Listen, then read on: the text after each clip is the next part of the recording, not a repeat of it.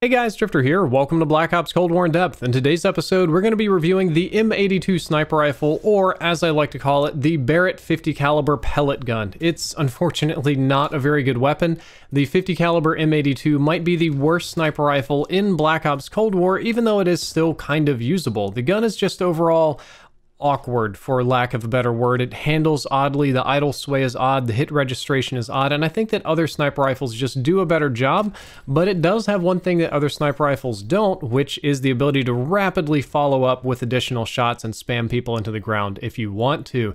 Also, if you want to, you can use creator code Drifter in the store to support me. It has to be in all caps and the O is a 0 like on the number pad, and that does make this video sponsored by Activision, but if you're picking up anything from the Battle Pass or store, I would appreciate the support. Now, let's talk about the stats on the Barrett M82. This weapon's bullet velocity is 525 meters per second, putting it perfectly in the middle of the pack for sniper rifles. This is pretty slow bullet velocity, like in general, compared to where you would want sniper rifles to be, but it's very similar to the other sniper rifles in Black Ops Cold War. Cold War just has slow bullet velocity on sniper rifles in general for some reason. This is a comparison of the base idle sway, the stabilizer idle sway, and then the infantry stabilizer idle sway on the right. And while yes, it does improve, it doesn't improve tremendously, and you can just kind of hold your breath. No amount of stabilization just made the gun feel any better to me, because there's something weird about the sway that kind of makes me miss my shots, that kind of feels awkward, that feels like it doesn't hit or track as well as other sniper rifles. And I know that for in-depth we try to avoid feelings, but I do have to talk about my subjective experiences when something is quite wrong. Another subjective experience is, as you'll see in the gameplay, the 3x scope worked by far the best for me. I think it was just easier to land follow-up shots with.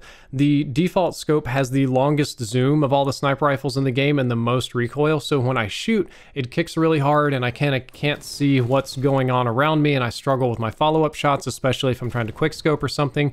But the 3x scope and then the foregrip that had the maximum recoil reduction allowed me to spam a little bit. It allowed me to just take a breather and get a follow-up shot relatively quickly, and since most of the maps are too small for the gigantic default scope, the 3x just kind of filled that niche really well. Let's talk about the damage on the M82. The damage is 110, just like all the other sniper rifles. It's not higher or lower, which is a little bit weird, and that's not enough to get a one-shot kill in a game with 150 health. So there's body multipliers, but they're not very strong on this gun for some reason. The one-shot kill areas are the head, neck, and chest, and that's it on a 50 caliber sniper rifle. So the head and neck you get. The chest, I want to clarify, is upper chest, kind of pectoral muscles and up. Anything lower than the pecs won't kill. Sometimes the shoulders, these upper arms and hands and forearms absolutely won't kill. So you can sometimes get what appears to be hit markers on the body when you're really clipping arms and stuff. As sad as it is to say, the M82's base one-shot kill areas are the same as the Pelington. The weak little quick-scoping Pelington sniper rifle has the exact same one-shot kill areas as the M82, which I gotta say was very disappointing for me in testing. When I run the Tiger Team barrel on it, which increases your damage and your one-shot kill areas on the other weapons, I unfortunately only got upper arms. It still doesn't one-shot kill to the stomach, groin, or anything else, and not forearms or hands like the Tundra, just the upper arm, just the bicep and shoulder region. So you can still sometimes get those fluky body hits, but they're a little bit less common with the Tiger Team barrel. So basically, the M82 with the Tiger Team is pretty much identical to the Pelington with the Tiger Team, which is weak overall and a little bit less consistent than what I would want. As for the suppressor, it does exactly as the stat chart says it does. One-shot kill areas are the same as the base weapon. It doesn't change anything, but the bullet velocity gets kind of miserable, so in general, I avoid it. And I still run the Tiger Team barrel because I need all the help I can get. It increases my one-shot kill areas a little bit, which increases consistency. The Tiger Team barrel is going to increase my rate of fire a bit, and it's also going to increase my bullet velocity, and these are all things that I need with the sniper rifle, so while it's not perfect and it's not going to make it a god gun, it's still kind of the best that I can get. One of the things the M82 has going in its favor, kind of, is rate of fire. It'll fire at 180 rounds per minute without any of the barrels that boost your rate of fire. Like the Tiger Team will make it shoot a little bit faster.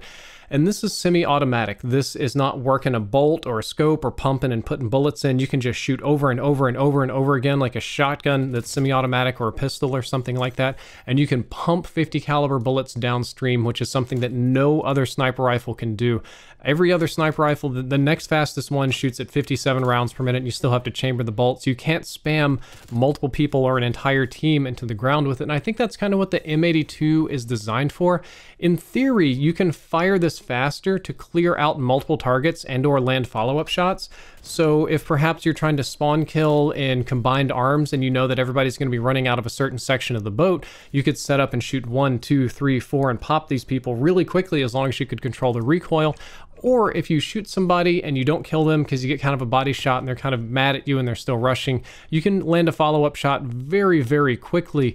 That's in theory. In practice, the M82 is going to kick so much that follow-up shots can be very difficult. Even if I run the next to last foregrip, which will reduce recoil significantly and make this, I guess, doable, it's still not easy. It's still not comfortable. It doesn't feel as smooth or clean or as logical as the other sniper rifles. By the time I'm going for follow-up shots or trying to hit multiple targets, I'm effectively just spraying and praying. I don't have a great deal of control over what I'm shooting at. The handling stats are pretty brutal too. Aim down sights time at 700 milliseconds, which is incredibly slow. Sprint out time is actually really fast at 283 milliseconds. It's just a fraction of the aim down sights time. So in theory, even especially with certain attachments, you could run and sprint out really fast and just dump hipfire into people, but the hipfire is really wide, so you're not going to hit anything. But that aim down sights time is very slow. It's brutal, and you will notice it. It will absolutely, definitely feel slower and worse than all of the other sniper rifles from the very get-go. You will notice that this is not a Pelington, that this is going to be a little bit harder to deal with.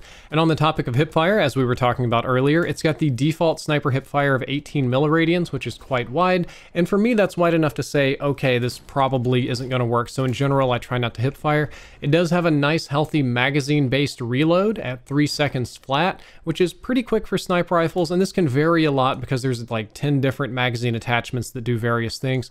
The only thing I don't like about the reload is that the gun itself is so massive that I pretty much am blocking out my entire screen to reload it, which is a handicap kind of in its own right. So that's kind of why I always bring a tomahawk with me so I can pop people if I get scared. And in my opinion, really a regular magazine is usually enough for me on the M82 since I try not to spam it too hard. I think in some of the gameplay you'll see me with a mag, without a mag, with various different little attachments here, but I don't really need the magazine attachments. I could probably go without that and choose something else. Now that we've talked about all of the stats of the M82, it's time for me to tell you why I don't like this gun and why I don't really think that anybody should be using it.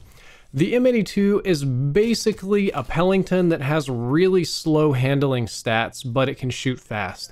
It has the same damage, the same bullet velocity, the same range, the same lethal potential. Pretty much everything that the Pelington has going on for it is identical on the M82, except that the fact that the M82 is far slower. Now, don't get me wrong, the M82 can spam, it can shoot really fast, you can put some lead downstream, but as I expressed earlier, in my experience, I am not able to control the recoil enough to get a great deal of benefit out of that. I would rather have a lighter sniper rifle that allows me to shoot, go into cover quickly, rechamber around, and pop back out, and have it be really like clean and good feeling and fast, instead of one that I just kind of head glitch on and just doof, doof, doof, doof, and hope that some of the shots hit. In my opinion, the Pelington and Tundra statistically dominate the M82 except for the rapid fire capabilities. The Pelington does every single thing that the M82 can do, except it's faster. The Tundra is faster than the M82 and has better one-shot kill areas and has better bullet velocity, and it's just an overall better weapon, except you can't spam with it. So if you really truly like value spam sniping, if you really just absolutely cannot handle bolt action rifles, sure, maybe the M82 is good for you. But I think that almost everybody's going to be happier with the bolt action sniper rifles in this game.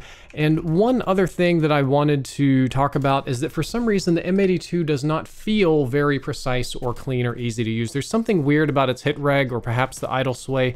There's something going on with the M82 that makes it feel a lot harder for me to land my shots with. As you've seen, I don't snipe a whole lot. So sniping for in-depth is usually the hardest part of my year, but it's not that hard in Black Ops Cold War. You've seen really good gameplay with the Pelington, you've seen really good gameplay with the Tundra, and even not bad gameplay with the M82, but it actually took me longer to get the M82 gameplay because most of the time what I wanted to do just didn't quite work right, and I felt like I was missing often. Oddly, I felt like I was missing more at long range than close range with this weapon, which should be the other way around, something was funny about it. So in my opinion, you should pretty much never use this weapon unless you're going for camos. Yes, it's great for camos because you kind of have to do it. It might be fun to you in zombies with certain attachments, but it's not a good weapon. You can do better with almost anything else. However, if you want to run it, if you really value that spam sniping, if you really want to do a challenge, or you just want to experience all that the game has to offer, there are 3 attachments that you're going to need to make it functional, and one of them you don't get till level 55, which is the airborne elastic wrap. The airborne elastic wrap will greatly reduce your flinch, and it will speed up your aim down sights time pretty much as fast as possible. It's still not going to be fast, but it does make it a lot more doable. The Tiger Team Barrel is going to increase that consistency of one-shot kill areas and give you a little bit more bullet velocity, so I think that one's very essential too, which is another high-level unlock. And the only early-level unlock that's useful is the 3x scope. For whatever reason, I don't like the default scope on this one. I find a lower zoom scope to be much easier to work with, especially if I'm going to be shooting a whole lot, and these 3 attachments are really going to be important on any M82 class you build for any reason whatsoever, and the other 2 are kind of up to you guys to put on whatever you want. Well guys, that's all for this in-depth episode. I hope that you enjoyed it, and I hope that you learned something useful. This one was a little bit dour, a little bit downbeat, a little bit low energy, and not as hype as usual because the gun wasn't particularly fun to use, but the next episode will be having a lot more fun. If you enjoyed, don't forget to like, favorite, and subscribe. Drifter out.